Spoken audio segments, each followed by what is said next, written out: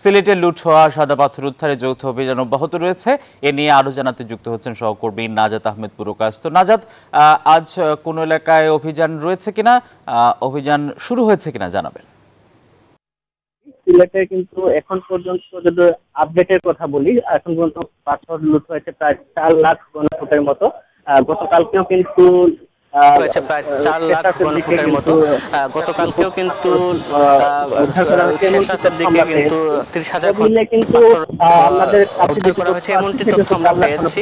সব মিলে কিন্তু আমাদের কাছে যেটি তথ্য আছে সেটি হচ্ছে 4 লাখ ঘনফুটের মতো পাথর জব্দ করা হয়েছে এবং সেগুলো কিন্তু সাদা পাথর যে পর্যটন স্পট আছে সেটির আশেপাশে এবং সেই জায়গায় কিন্তু প্রতিস্থাপনের যে প্রক্রিয়া সেটিও কিন্তু চলছে। আরেকটি বিষয় যেটি জানিয়ে রাখি, এখন পর্যন্ত কিন্তু মোট 8 জনকে বিভিন্ন সময় অভিযানের সময় আটক করা হয়েছে। একই সাথে মামলার যিনি অনেক আসামি 2 জন আসামিকেও আটক করা হয়েছে। এদের মধ্যে সব মিলিয়ে 8 জন আটক করা হয়েছে। একই সাথে প্রশাসন আরেকটি বিষয় সেটি কিন্তু জমা দিবে এমনটি তারা বলেছেন।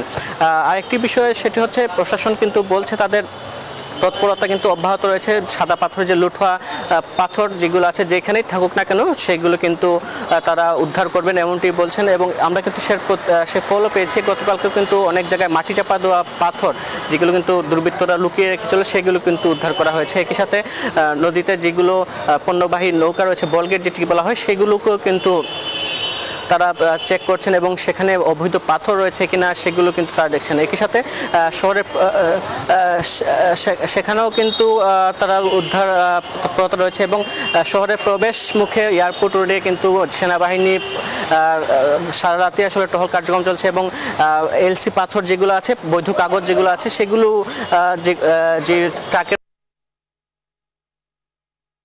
বান্ডেল থাকলে প্রতি সেনমানিতে টাকা বাঁচবে।